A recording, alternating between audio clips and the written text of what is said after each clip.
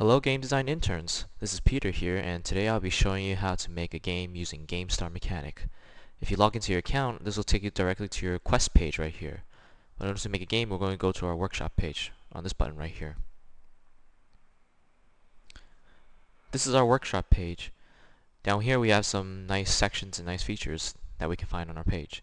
Over here we have published games section, which is the games that we make and we publish them that can be played by other GameStar mechanic users. And over here we have our draft games. This is where you come to make your games, and they are not ready to be played by other people yet, but they are still a work in progress. So in order to make a new game, we're going to come click this button right here. This takes us to the toolbox page where we actually design the games. On the left hand side over here, we have a lot of features that will help us create our game. For example, over here we have the toggle switch between edit and play. When you're in edit mode, you actually design the games and you can drag your different sprites onto there, and you can change up all the settings and anything that you want. But when you toggle to the play button, this is when you can actually test the game out while you're editing it. Here is where we have the title of our game, and these are the levels that are involved.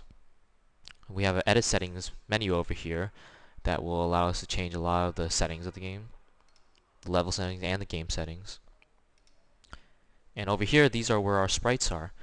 The sprites are one of the most important parts of the game because they give the game substance. You drag and drop these sprites onto this grid over here, and you can design a game out of it. There's a lot of sprites, so there's a lot of combinations you can use. Here we have our canvas, which is where we drag the sprites onto and where we lay out all of these sprites onto here so that we can make a game.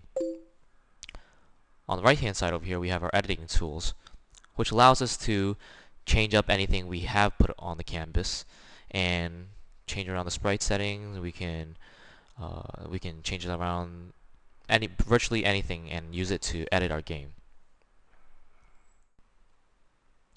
I'm going to start and create a really simple game for now. So in order to start, I'm going to first create an avatar, which is the character that I can control. You're only allowed one avatar per level because you can't control more than one character at one time. And over here we have some environment sprites.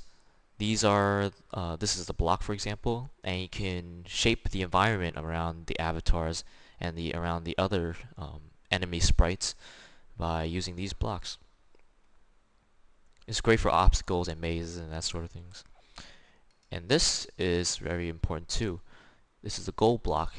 You either need one of these or some other rules in order to be able to play a game and win it.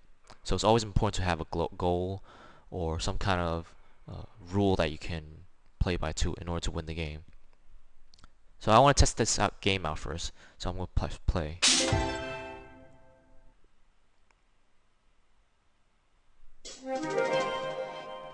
And there we have a new game now. I'll go back to it and I'm going to save it. I'll save it as Peter's game, and I'll click save it as draft. By clicking save it as a draft, it saves it as one of your, as you saw before in the draft sections. It's not a completed game yet because it's not published and it can't be played by other players, but it's still a work in progress. So if I go back to the workshop over here, there we have it, Peter's game as a draft. Now if I want to go back to edit it, I can always come back here and just click the edit button.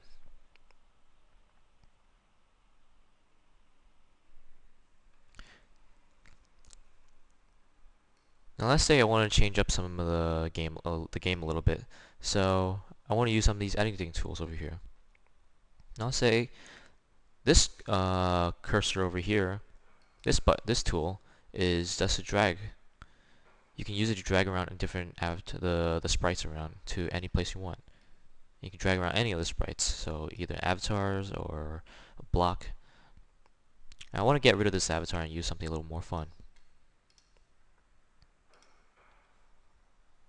And I want to put some enemies along the way as well to make it a little bit challenging. Now these tools over here come in really handy when you want to create a lot of the same sprites. So this one is really handy in general. The wrench tool. You can go into any of your sprites and change the settings of it. So here I'm going to make this sprite a lot faster, and I'm going to give him a lot of health too. And you can always see the health of your sprites by clicking on one of these system sprites. So here we have the health bar, and you can see it has 5 bars of health. Now I want to change, and you can use the wrench tool over here to change any of the settings of any of the sprites. But for example, like a concrete block, there's nothing to change about it, so some sprites you can't change. I'm going to change the enemy over here. Make him start in the left direction. And for sake of testing, I'll set his speed to 0, and I want you guys to keep that in mind. And this dropper tool over here is the cloning tool.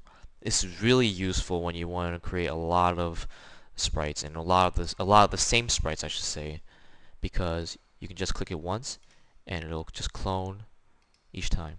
It'll copy all the settings that you set in the other sprites, so this becomes really handy. As you see over here, the speed is 0, patrol range 3, and start in the left direction, exactly the same thing as we did in the first time. And the great thing about cloning is that when you want to change the settings of one of them, it'll change the settings of all the clones that you made. This makes it really easy for you to create a lot of the same sprites without having to go into each of them and changing them. So for example, I don't want to go into each of these enemy sprites and change their speed back to 3 by hand. If I want to do that, I'll just go into the first sprite that I made, change it to 3, and all the other sprites should have their speed as 3 as well.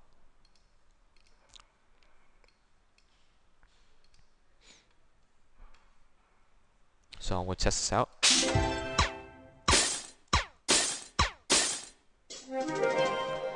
And now we have a game again.